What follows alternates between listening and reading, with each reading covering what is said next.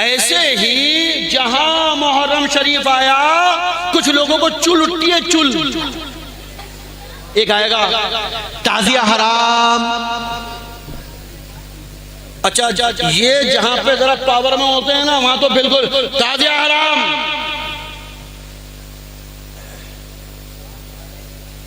ڈول بجانا حرام، علم اٹھانا حرام، جلوس نکالنا حرام. وہاں تو بالکل سرے سے کاٹ دیتے ہیں. اور جہاں انہیں لگتا ہے کہ نہیں یار یہاں معاملہ اپنا ہلکا ہے تو وہاں کیا بولے اچھا چلو تعزیہ بنا لو، ڈھول مت بجانا. جو مولوی یہ کہے کہ مطلقاً ڈھول حرام ہے جاہل ہے. جو یہ کہے کہ بالکل ڈھول حرام ہے پاگل ہے. اس نے ہماری کتابیں تو کیا اس نے اپنی بھی نہیں پڑھی. کم سے کم اپنی پڑھ لیتا تو اتنا تو پتہ چل جاتا کہ ان کے اپنے مولویوں نے اعلان کے لیے نقارہ بجانا، نوبت بجانا جائز لکھا. اعلان کے لیے نوبت بجائی جا سکتی ہے، اعلان کے لیے نقارہ بجایا جا سکتا ہے.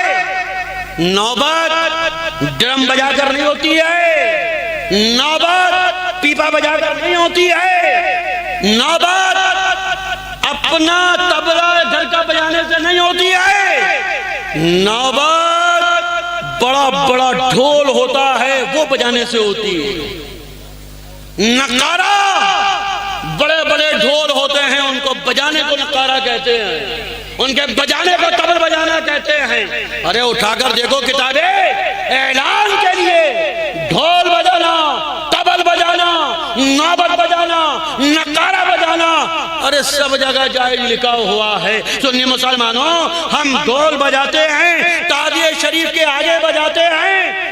اگر ڈھول بجاتے ہیں تو اس لیے بجاتے ہیں کہ دنیا والوں جان لو یہ تعزیہ شریف آ رہا ہے. یہ اس بات کی علامت ہے کہ یہ وہ تاریخ ہے 10 محرم ہے کہ جس میں کربلا میں پیارے آقا علیہ السلام کی دعا سے رب تعالی نے امام حسین کو عظیم فتح عطا فرمائی ہے، عظیم مرتبہ عطا فرمایا ہے، عظیم درجہ عطا فرمایا ہے. کیا انہیں شہید اعظم بنایا ہے؟ ان جیسی شہادت کسی کی نہیں. اس بات کا اعلان کرتے ہیں ہم ڈھول بجا کر.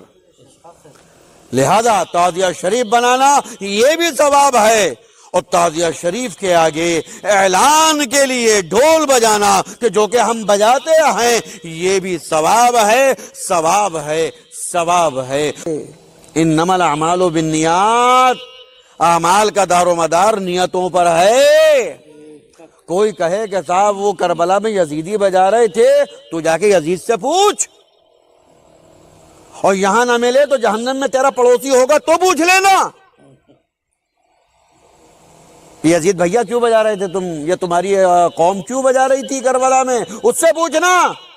ہم جب بجا رہے ہیں تو ہم سے پوچھو کہ ہم ڈھول کیوں بجاتے ہیں. ہم امام حسین کی فتح کا اعلان کرنے کے لیے ڈھول بجاتے ہیں، ان کے تعزیہ شریف کا اعلان کرنے کے لیے ڈھول بجاتے ہیں، کربلا والوں کی جیت کا اعلان گھر گھر پہنچانے کے لیے ڈھول بجاتے ہیں. اور انما الاعمال بالنیات، اعمال کا دار و مدار نیتوں پر آئے. ڈھول مطلقاً حرام نہیں ہے. اگر کوئی شراب پیے اور وہ یہ کہے کہ نہیں صاحب میں تو اچھی نیت سے پی رہی ہوں تاکہ مجھے پتا چلے کتنی خراب چیز ہے یہ، تجھے پتہ کرنے کی ضرورت نہیں ہے کتنی خراب ہے، بیٹے حرام ہی ہے، نہیں پی سکتا تو. کیوں؟ اس لیے کہ شراب مطلقاً حرام ہے.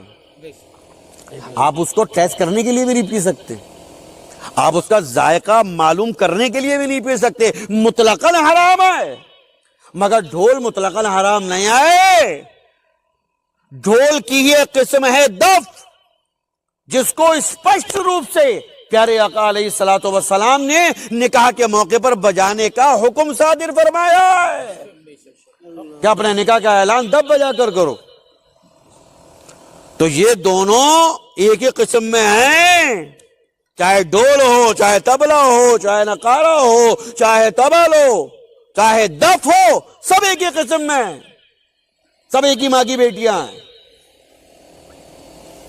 تو ڈھول اسلام میں مطلقاً حرام نہیں ہے، پیارے نبی علیہ الصلوۃ والسلام نے بجوایا ہے دف۔ اب نیت پر ہوگا